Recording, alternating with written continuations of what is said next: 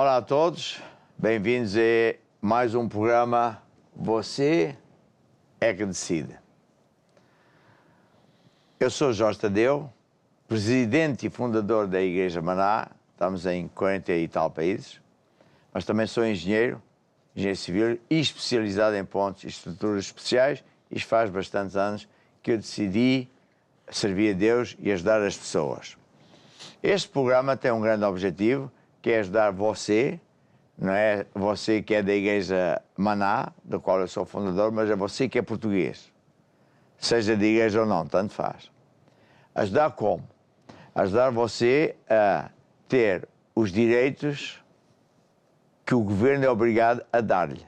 Seja casa, ou seja habitação, com dignidade, com uma renda que seja compatível com o seu salário, que é um terço, é o que a lei diz, é o que o governo é obrigado a fazer, mas não faz. É ajudar você a ter saúde, isto é, a ter os hospitais a funcionar, principalmente as urgências estão fechadas, porque o governo não dá o dinheiro que é obrigado a dar para que isso funcione. É ajudar você a ter uma escola com dignidade, e daí vai uma série de direitos. Você diz, mas então uma igreja, o que é que tem a ver com isso? Tem. Porque a igreja não é só para ensinar, vamos assim dizer, a religião, o que é que Jesus veio fazer à terra, mas é para ajudar o próximo. 2 mandamentos foi o que Jesus disse. O primeiro é amar a Deus acima de tudo. E a seguir é amar o próximo, e amar o próximo é ajudar você. Acontece que nós sabemos como é que você pode proceder para que você possa ter o que eu acabei de dizer. Mas claro, como está aqui na caneca, quem decide é você. Você é que decide, ou faz ou não faz. E no site da nossa igreja, que é o www.igrejamaná.com, há lá um capítulo que fala, tem exatamente este símbolo, onde dentro desse como é que se diz? Diretório. Subtítulo, tem instruções de como você proceder se tiver problemas na área do hospital ou na área disto, aquilo, daquilo outro. Mas lá está, você é que decide.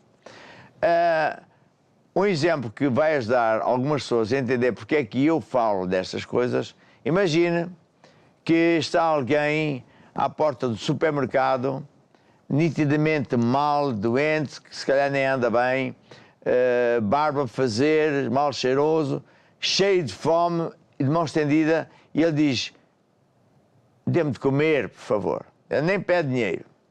Imaginemos que um crente diz assim, oh, aleluia, eu vou orar por si, hoje mesmo vou à igreja, vou orar por si. Não acha isso patético? Isso é uma ofensa para Deus, uma ofensa para a pessoa. Ele agora não quer saber de Deus. Ele, antes de ouvir de Deus, ele quer comer. Senão, ele não aguenta, ele não pensa mais nada. É isso de que se trata este programa. Eu, há muito tempo atrás, conheci a Constituição através de um dos juízes. Mais tarde conheci muitos mais juízes e hoje conheço muitos. Alguns são da igreja, outros não. E fiquei muito admirado quando me deram este livro, que por acaso já está muito estragado, já nem tem capa, porque eu uso muitas vezes para ensinar as pessoas. E digo que você precisa nem é tanto oração, mesmo na parte religiosa, você precisa de informação. Como é que Deus cura? Não é como você quer. Como é que Deus resolve o problema disto, daquilo, daquilo? É com informação. Se fizer o que Deus diz, funciona. A mesma coisa acontece com a Constituição. Se você souber a Constituição e souber que você tem direitos, você é um dos donos do país, que os governantes são seus empregados, são obrigados a fazer uma série de coisas que não fazem, aí você pode exigir os seus direitos e pode ter certeza que eles vão ter que dar, porque senão o assunto fica gravíssimo. E diz aqui o preâmbulo, antes de eu pedir a ajuda dos nossos convidados dois, diz que a Revolução do 25 de Abril trouxe aos portugueses os direitos e liberdades fundamentais, básicos. Direitos e liberdades. Direito de ter vida, direito a ter saúde, hospitais, direito a ter habitação, está a ver? Por aí fora. E diz que os princípios básicos da democracia correspondem ao que está aqui escrito. há pluralidade de ideias, de pessoas, de acho, de não acho, mas tem que haver uma regra. É como quando conduzimos um carro na estrada, quer dizer, tem regras. Eu tenho direito de ir aqui e acolá, mas tem regras. Assim é democracia. Democracia não é como muita gente anda aí a dizer, é como aqui está. E depois, você tem que conhecer princípios básicos, muito básicos, não precisa de conhecer muitos, para você começar a ter vitória. Primeiro diz logo no artigo 1 que Portugal é uma república soberana, quer dizer que eu não tenho que me submeter a outros países. Posso fazer, sim, o Portugal pode fazer acordos com a CE ou etc., mas não se pode submeter, é soberana. E depois diz que é baseado na dignidade humana. Se é baseado na dignidade humana, como é que pode alguém justificar que o governo decretou e fez, congelou 110 mil salários? Bem, em termos da Bíblia já lhe digo que isto é os cães que a Bíblia fala ou as bestas do Apocalipse. É impensável como é que isto é feito num governo dito democrático, num governo baseado na dignidade humana. Como é que a pessoa vai viver sem salário? Não há pouca vergonha? Bem, adiante. Depois diz, no artigo 2, que é um Estado de Direito. O Estado de Direito quer dizer que tudo funciona de acordo com as leis. E aqui é que é o problema. Você vai aprender as leis básicas, vai ver que o governo não faz nada disto. E de propósito esconde as leis para eles serem ditadores e decidirem fazer o que quiser sem você saber. E você vai saber, vai exigir, você vai ganhar. Depois diz outra coisa que é o quê? Os donos do país somos nós, que mandamos de acordo com isto. Por isso eu tenho que saber isto. Diz que o governo é obrigado a obedecer esta lei e diz outra coisa tremenda, que é as leis só são válidas e os atos do Estado só são válidos se estiver de acordo com essas leis. E você vai conhecer ao longo desses programas que há muitas leis que eles fazem que não são nada válidas, são inválidas. São leis inválidas, quer dizer criminosas, crimes contra a Constituição. E isso não é só para o Estado, é para qualquer entidade pública, seja polícia, seja departamento, seja do que for. E, portanto, é isso que nós aqui abordamos. Eu hoje quero começar por falar de uma coisa que aconteceu há poucos dias, que foi o primeiro-ministro se destituiu com base de ser chamado ao Tribunal Constitucional como possível criminoso.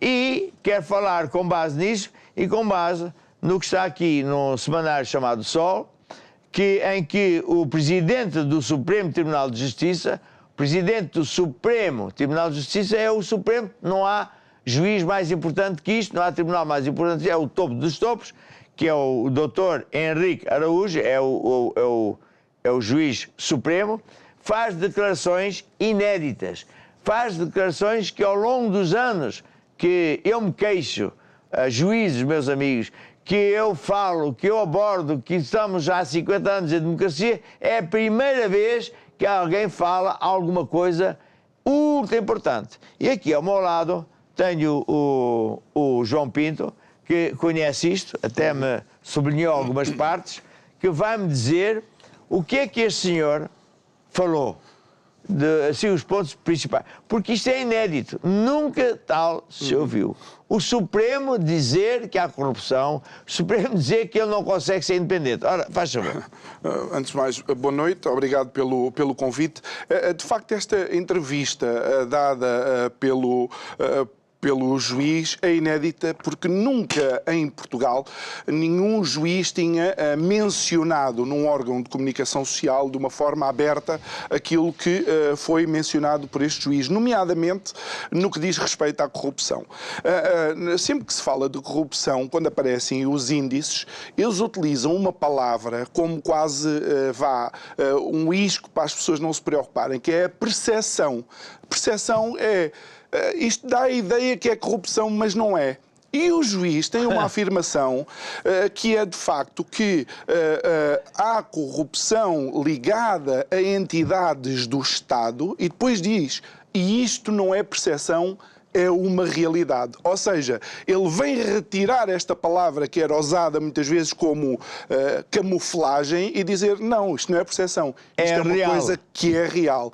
Isto é o primeiro ponto que de facto impactou. E inédito, e que os advogados dos agora arguidos começaram todos a dizer, não, este juiz não sabe o que é que está a falar porque o que há é uma percepção de corrupção.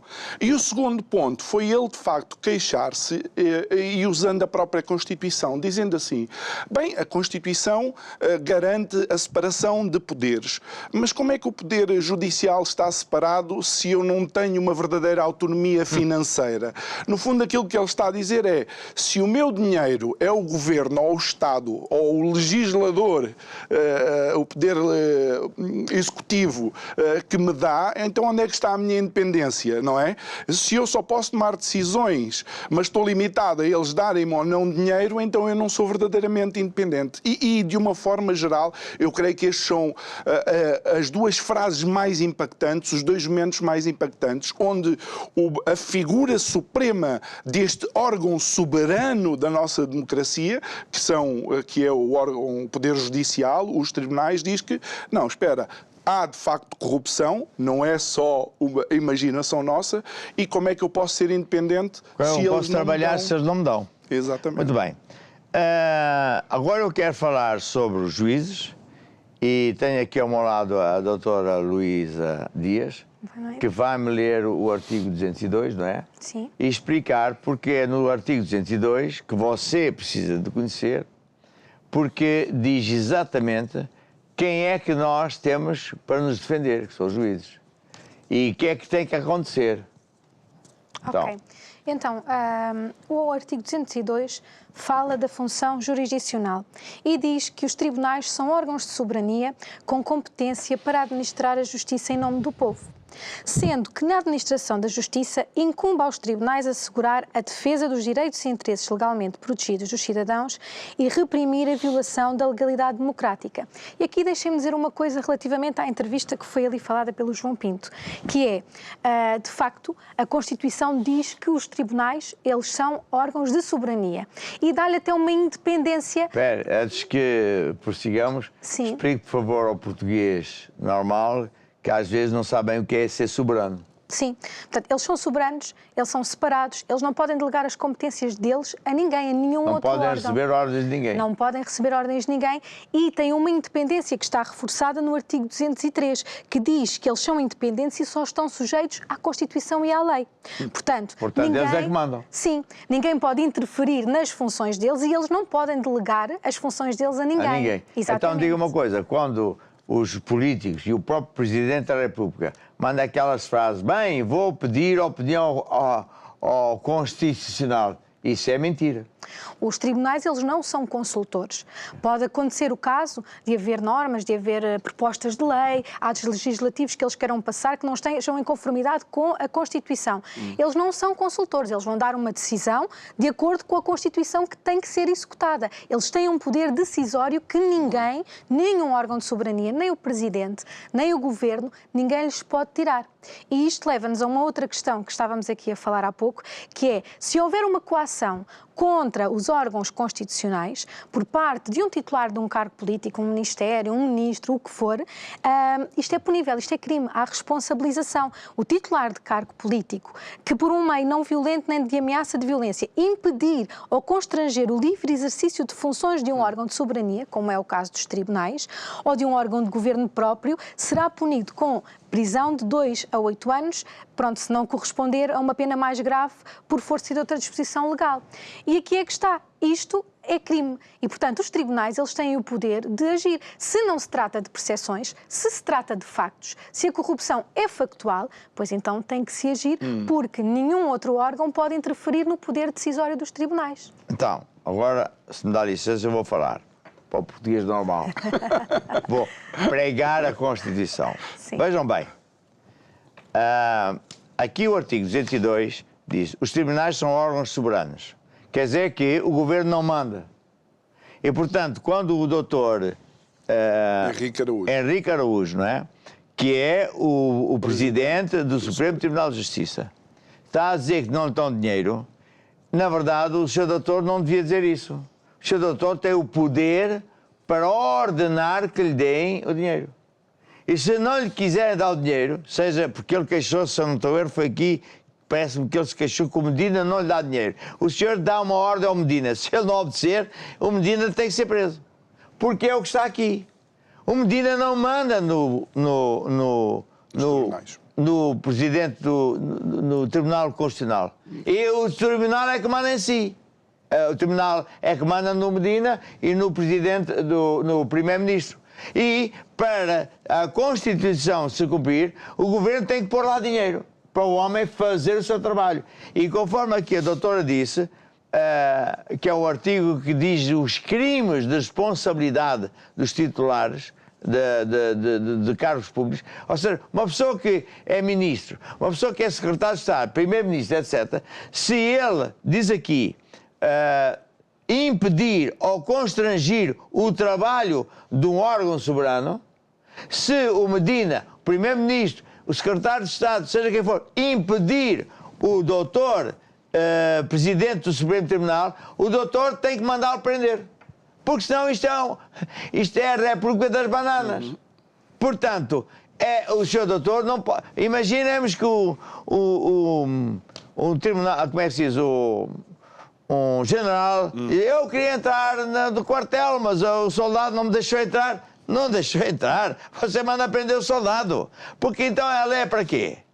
Portanto, se isto não acontecer, veja o seguinte, então o Governo é que vai dizer que dá ou não dá dinheiro para o Tribunal Funcional? E tem mais, não é? Há bocadinho estávamos a falar dos... Do sistema informático, porque uma das coisas que de facto ele menciona também aqui é que é através do sistema informático detido pelo Ministério da Justiça, pelo Governo, que são escolhidos os juízes e são dados, digamos, os dossiês para cada, para cada juiz. Se é assim, o presidente do Benfica vai arranjar um sistema de computadores e de internet e de informática, não é? Em que ele é que decide tudo dos árbitros. E ele é que escolhe os árbitros. Essa analogia de facto é muito boa, porque no fundo é isso que o senhor juiz Henrique Araújo está a dizer. Aquilo que ele está a dizer é que eu não tenho autonomia financeira, não tenho autonomia sequer para ser eu a atribuir aos meus juízes os processos que é suposto atribuir. Mas, veja o perigo que é. É evidente que se o Governo está corrupto, porque está à vista de toda a gente. E mesmo que não tivesse à vista de toda a gente, basta perguntar onde é que estão as casas que eles são obrigados a fazer. Onde é que estão os hospitais que eles são obrigados a manter, e daí vai. Portanto, se o juiz não tem como fazer cumprir o seu trabalho, ele só tem que dar uma ordem. Ou me dão o dinheiro, eu tenho que prender. 2 a 8 anos. Está claro como água. O artigo 10 diz: se impedir ou constranger o livre exercício do órgão soberano, está a ver? Será punido com prisão de 2 a 8 anos. Ou seja, o primeiro-ministro, na verdade, o pior crime que ele tem não é da escuta ou de que o outro que tinha lá umas drogas em casa e que o outro tinha uns dinheiros, que é horrível. Mas o pior não é isso, é isto que está aqui assim na Constituição. Ele não pode impedir o juiz do Supremo de fazer o trabalho. Se ele impedir, o Supremo só tem que fazer uma coisa: manda-o prender, ponto final. Porque o primeiro-ministro não é bom. Ele é boa pessoa. Isso é os amigos dele que querem lavar a imagem dele, porque ele, claro, está quase a... Não sei se vai ser preso, não faço ideia, mas ele está aflito. Não, meu amigo. O senhor doutor juiz tem que fazer isso. E mais, se por acaso os juízes não fizerem o seu trabalho, porque eles são obrigados a fazer justiça em nome do povo. E eu repito uma coisa que digo muitas vezes, assim: os juízes não podem fazer justiça em nome do governo. Está aqui no artigo 202. Ou seja, o governo usa-se dos juízes e faz as leis que não são válidas e diz aos juízes: obriga o povo a fazer isto. E o juiz vai e faz. O juiz assim constitui-se criminoso. Não, o juiz diz: não, eu não posso fazer isso. E se você persistir a fazer leis contrárias à Constituição, eu tenho que pôr você na prisão. Você não pode fazer isso. E mais, se por acaso, por mais incrível que possamos pensar, o juiz não faça o seu trabalho, ainda temos outro assunto, que é do Exército. Assim, neste momento em Espanha até temos uma situação curiosa, não é? Que as associações de polícia, juízes e também algumas associações já de militares do Exército dizem que se for permitida tomar a posse deste governo do PSOE com os Juntos, que eles... Um ato inconstitucional. É um ato inconstitucional porque não estava permitido aquele referendo na Catalunha. E eles, a questão que eles põem é, das duas uma, ou juramos defender a Constituição e a defendemos, ou então não estamos aqui a fazer nada. Ou seja, o poder, um outro poder que está em funcionamento. Por mais drástico que pareça, desculpe. Em Portugal existe o comandante... O chefe supremo das Forças Armadas? O chefe do... Como é que chama isso? O chefe de Estado-Maior do Exército. O Estado-Maior do Exército. O Estado-Maior do Exército, o chefe do Estado-Maior do Exército, ele manda jurar os seus jovens que vão para o Exército, jurar, defender a nação e defender a Constituição. Portanto, se ele, que não é surdo, não deve ser nenhum tolo, é uma pessoa inteligente, está a ver que o governo não faz aquilo que deve fazer, ele é obrigado a levantar armas para depor esta gente. Se o juiz não consegue prendê-los, o exército tem que se levantar. É tão simples como isto. Porque senão, não vai dizer que estamos no Estado de Direito, estamos no Estado da banana, em que cada um faz o que quer, diz um pelim-pim-pim, e depois eles não pagam as contas que deviam pagar. Eles não dão ao povo aquilo que é. Veja bem, eles usam dinheiro para quem? Para o povo, não. É para as TAPs, é para tudo menos aquilo que eles são obrigados. Portanto, eles se constituem criminosos. Ora, como é que isto pode ser mudado? Quando você decide mudar as coisas. Como é que você pode mudar? Você diz, eu não sou ninguém. Não. Você vai aprender essas coisas, vai ao nosso site, vai ver na rua que nós estamos a espalhar milhares e milhões de folhetos, a explicar as leis básicas, e você diz assim, eu estou numa situação de despejo, tenho um pai, uma mãe, um primo, foi despejado, vamos lá ver o que é o meu direito, o que é que eu posso fazer para que eles não me despejem ou que me deem uma habitação com dignidade, como a lei os obriga a dar. Você vai lá, vai ver as leis, que foi você que escreveu, e as cartas para que ele possa se queixar. E isso é o direito de resistir. Se por acaso quem é devido de dar aquilo que é devido não lhe der, aí nós vamos ajudá-lo a você também para um processo de crime no faltoso. É isso que estamos a fazer? Sim, no site Você é que Decide, dentro do site da Igreja Maná, nós temos precisamente a legislação, temos a explicação dos direitos fundamentais das pessoas e está em atualização, portanto já lá temos muita coisa, mas ainda vamos colocar mais. Temos como proceder para que as pessoas saibam. Luísa e João, muito obrigado pela participação. Quem decide é você. E, ouça, estuda a Constituição e não se esqueça de Deus. Ponha Ele sempre em primeiro lugar. Você vai ver que a sua vida nunca mais será a mesma. Eu acredito que com esta coisa que aconteceu com o Primeiro-Ministro, é o princípio de uma era nova. Portanto, Deus abençoe.